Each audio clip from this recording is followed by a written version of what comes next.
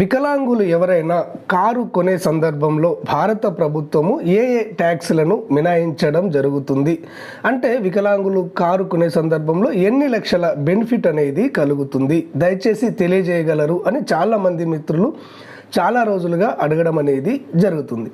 ఈరోజు ఈ వీడియో ద్వారా వికలాంగులు కారు కొనే సందర్భంలో జిఎస్టి మినహాయింపు అనేది ఎంత ఉంటుంది, రిజిస్ట్రేషన్ ఛార్జీలు ఎంత చెల్లించవలసి ఉంటుంది, రోడ్ ట్యాక్స్ కానివ్వండి, లైఫ్ ట్యాక్స్ కానివ్వండి ఎంత చెల్లించవలసి ఉంటుంది, ఇన్సూరెన్స్లో ఎంత కన్సెషన్ అనేది ఇవ్వడం జరుగుతుంది, టోల్ ట్యాక్స్లను ఏ విధంగా చెల్లించవలసి ఉంటుంది, ఆ తర్వాత ఈ కారు కొనుగోలుకు వికలాంగుల కేటగిరీలో ఏ కేటగిరీ వాళ్ళు అర్హులు అవుతారు, ఎంత పర్సంటేజ్ వైకల్యం ఉండాలి అన్న వివరాలను తెలియజేస్తూ ఈ కారు కొనే సందర్భంలో ఎలాంటి కారు కొనుగోలుకు భారత ప్రభుత్వం అనుమతి ఇస్తుంది, కారు కొన్న తర్వాత ఏ విధమైనటువంటి మార్పులను చేసుకోవలసి ఉంటుంది, రిజిస్ట్రేషన్ను తమ పేరు పైన ఏ విధంగా కారును రిజిస్ట్రేషన్ చేసుకోవాలి, ఏ విధంగా ఈ జిఎస్టి కోసము దరఖాస్తు చేసుకోవలసి ఉంటుంది, దరఖాస్తు చేసుకునే సమయంలో ఏ డాక్యుమెంట్స్ అవసరమవుతాయి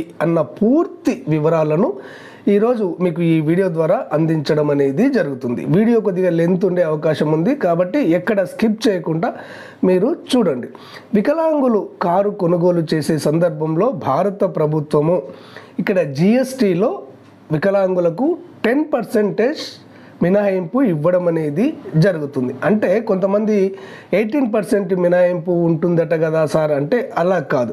ఇక్కడ 10% ఆల్రెడీ సెస్ను మినహాయించి ఇక్కడ టోటల్గా 28% మినహాయింపు ఇవ్వడం అనేది జరుగుతుంది. అంటే ఈ 10% సెస్ను కలుపుకుంటే 28% అంటే ఒక 8 లక్షల కారు కొనుగోలు చేసే సందర్భంలో ఇక్కడ 2,50,000 నుంచి ఇక్కడ 3 లక్షల వరకు వారికి బెనిఫిట్ అనేది కలుగుతుంది. అంటే ప్రతి కారు పైన 3 లక్షల బెనిఫిట్ అనేది రాదు. ఈ కారు వాల్యూని బట్టి, కారు ధరను బట్టి ఈ జిఎస్టీ కానీ ఇది కానీ నిర్ణయించడం అనేది జరుగుతుంది. ఆ తర్వాత మనం కారు కొన్న తర్వాత రిజిస్ట్రేషన్ ఛార్జీలు పూర్తిగా మినహాయించబడతాయి. కేవలం నామమాత్రపు ఛార్జీలే వసూలు చేయడం అనేది జరుగుతుంది. అంటే ఇప్పుడు ఒక 8 లక్షల కారు కొన్నామనుకోండి, రిజిస్ట్రేషన్ ఛార్జీలు 60,000 నుంచి 70,000 రూపాయలు అవుతాయి. వికలాంగులకు కేవలం 1,500 నుంచి 2,000 రూపాయల లోపే చెల్లించినట్లయితే వారికి కారు రిజిస్ట్రేషన్ను చేయడం అనేది జరుగుతుంది. ఆ తర్వాత ఇక్కడ రోడ్ ట్యాక్స్ కానివ్వండి, లైఫ్ ట్యాక్స్ కానివ్వండి పూర్తిగా మినహాయింపులు అనేవి ఉంటాయి. ఇక తర్వాత మనకు ఇక్కడ ఇన్సూరెన్స్లో ఇక్కడ 50% మినహాయింపు అనేది ఉంటుంది. ఒక కారు కొనుగోలు పైన ఇన్సూరెన్స్ చేసుకోవడానికి 40,000 ఖర్చు అవుతున్నట్లయితే అందులో 50% 20,000 మినహాయింపు ఇవ్వడం అనేది జరుగుతుంది. 20,000 చెల్లించవలసి ఉంటుంది. ఇక టోల్ ట్యాక్స్ అనేది మనకు ఎక్కడైనా ప్రయాణం చేసే సందర్భంలో హైవేల పైన ప్రతి 60 కిలోమీటర్లకు ఒక టోల్ గేట్ అనేది ఉంటుంది. ఈ టోల్ గేట్ దగ్గర వికలాంగుల కారు వెళ్ళినట్లయితే పూర్తిగా టోల్ ట్యాక్స్ను మినహాయించడం అనేది జరుగుతుంది. ఈ విధంగా ఒక కారు పైన ఇక్కడ కారు వాల్యూని బట్టి 1 లక్ష నుంచి 3 లక్షల వరకు, 3,50,000 వరకు వికలాంగులకు బెనిఫిట్ అనేది కలుగుతుంది. ఇక తర్వాత ఇక్కడ ఏ కేటగిరీ వాళ్ళు ఈ కారు కొనుగోలుకు అర్హులు అవుతారు అంటే కేవలం శారీరక వికలాంగులు మాత్రమే, అంటే ఆర్థోపెడికల్లీ హ్యాండిక్యాప్స్ మాత్రమే ఈ కారు కొనుగోలుకు అర్హులని చెప్పవచ్చు. ఇక్కడ బ్లైండ్ వారు కానివ్వండి, ఈఎన్టీ వారు కానివ్వండి, ఎంఆర్ వారు కానివ్వండి, ఎంఐ వారు కానివ్వండి వీరు అనర్హులు అని భారత ప్రభుత్వం పేర్కొనడం అనేది జరిగింది. ఆ తర్వాత ఎంత పర్సంటేజ్ ఉండాలి, ఆర్థోపెడికల్లీ హ్యాండిక్యాప్స్ అర్హులైనా కానీ ఎంత శాతం వైకల్యం ఉండాలి అంటే మినిమం బెంచ్ మార్క్ డిజబిలిటీ అనేది ఉండాలి. బెంచ్ మార్క్ డిజబిలిటీ అంటే 40% పైగా వైకల్యం ఉన్నట్టయితే వారు ఈ కారు కొనుగోలుకు అర్హులు అని చెప్పవచ్చు. ఇక ఎలాంటి కారును కొనుగోలు చేయవచ్చు అంటే ఏ కారునైనా కానీ వికలాంగులు కొనుగోలు చేయవచ్చు అంటే అలా కుదరదు. కొన్ని ఐడెంటిఫై చేసినటువంటి కార్లకు మాత్రమే వికలాంగులు కొనుగోలు చేయడానికి అనుమతి ఇవ్వడం అనేది జరిగింది. అంటే ఇక్కడ ఆటోమేటివ్ వెహికల్స్ కానివ్వండి, మాన్యువల్ వెహికల్స్ కానివ్వండి వారు కొనుగోలు చేయడానికి అర్హత అనేది ఉంటుంది. కాకపోతే ఇక్కడ కార్ లెంత్ అనేది 4 మీటర్స్ ఉండాలి. ఆ తర్వాత పెట్రోల్ కానివ్వండి, ఎల్పిజి సిలిండర్తో నడిచేటువంటి కారు కానివ్వండి, సిఎన్జితో నడిచే కారు కానివ్వండి, ఇవి 1200 సీసీ దాటినట్టయితే వాటికి వికలాంగులు పర్చేజ్ చేయడానికి అనర్హులు అవుతారు. 1200 సీసీ లోపల ఉన్నటువంటి కార్లనే పర్చేజ్ చేయవలసి ఉంటుంది. ఇక తర్వాత డీజిల్ వెహికల్స్ ఏవైతే ఉంటాయో ఇవి అయితే మాత్రము 1500 సీసీ దాటకూడదు.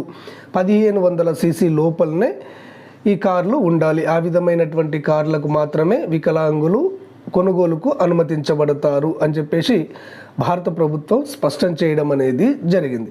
ఆ తర్వాత ఈ జిఎస్టీ కోసము ఎప్పుడు మీరు దరఖాస్తు చేసుకోవాలి అంటే, ఇక్కడ షోరూమ్కు వెళ్ళి కారును బుక్ చేసుకున్న తర్వాత కారును కొనక ముందు ఈ జిఎస్టీ కోసము మీరు దరఖాస్తు చేసుకోవలసి ఉంటుంది.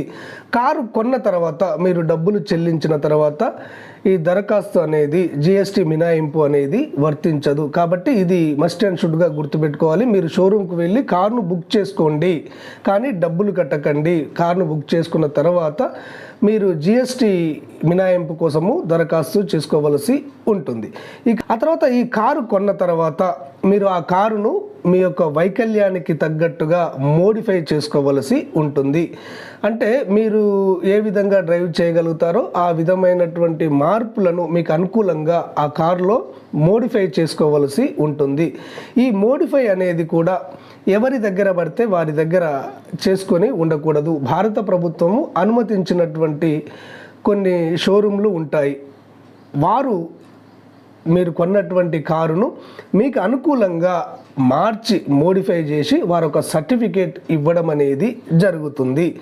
ఈ సర్టిఫికేట్ తీసుకున్న తర్వాత మీరు రిజిస్ట్రేషన్ ఆఫీస్కు వెళ్ళి ఆ సర్టిఫికేట్ చూపిస్తేనే మీ కారును రిజిస్ట్రేషన్ చేయడం అనేది జరుగుతుంది. మీరు డైరెక్ట్గా కారును కొని మోడిఫై చేసుకోకుండా మేము కారు కొన్నాము, దీనిని మా పేరు పైన రిజిస్ట్రేషన్ చేయండి అంటే ఆర్టీఏ అధికారులు అనుమతించరు. మీరు హ్యాండిక్యాప్స్ కాబట్టి మీరు అనుకూలంగా మీ కారును మోడిఫై చేసుకోండి అని చెప్తారు. కాబట్టి ముందుగా మీరు మీ యొక్క కారును మోడిఫై చేసుకొని ఆ మోడిఫై సర్టిఫికేట్ను తీసుకొని రిజిస్ట్రేషన్ ఆఫీస్కు వెళ్ళినట్లయితే వెంటనే మీకు రిజిస్ట్రేషన్ చేయడం అనేది జరుగుతుంది. ఇక చివరిగా ఈ జిఎస్టీ మినహాయింపు కోసము ఎక్కడ ఏ విధంగా దరఖాస్తు చేసుకోవాలి అంటే, ఇక్కడ భారీ పరిశ్రమల మంత్రిత్వ శాఖకు సంబంధించినటువంటి ప్రత్యేకమైనటువంటి వెబ్సైట్ ఉంటుంది. ఆ వెబ్సైట్లోకి వెళ్ళి మీరు దరఖాస్తు చేసుకోవలసి ఉంటుంది. ఎలాంటి ప్రాబ్లము ఉండదు. కాకపోతే మీరు సెల్ఫ్గా కాకుండా సిఎస్సి సెంటర్కు వెళ్ళి అన్నీ తెలిసిన వారితోటి దరఖాస్తు చేయించుకుంటే మీకు చాలా ఈజీ అవుతుందని చెప్పవచ్చు.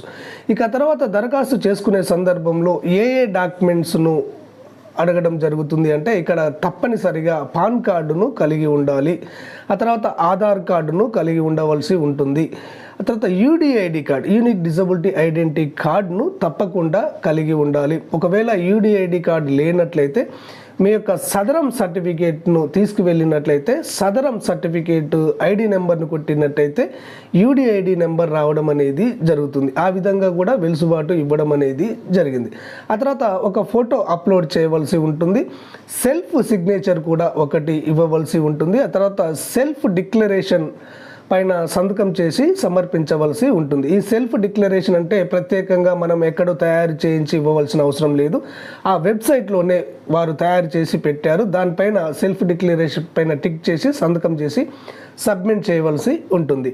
ఈ విధంగా pan card, Aadhaar card, UDID card, ఒక ఫోటో, సిగ్నేచర్, సెల్ఫ్ డిక్లరేషన్ ఇవి తయారు చేసుకొని మీరు సిఎస్సి సెంటర్కు వెళ్ళి ఈ కారు కొనుగోలుకు సంబంధించి జిఎస్టీ మినహాయింపు కోసము దరఖాస్తు చేసుకోవచ్చు. ఓకే ఫ్రెండ్స్, క్లారిటీగా అర్థమైంది అనుకుంటాను. ఈ వీడియో మీకు నచ్చినట్లయితే అంతర్నేత్ర ఛానల్ను సబ్స్క్రైబ్ చేసుకోండి. ధన్యవాదాలు.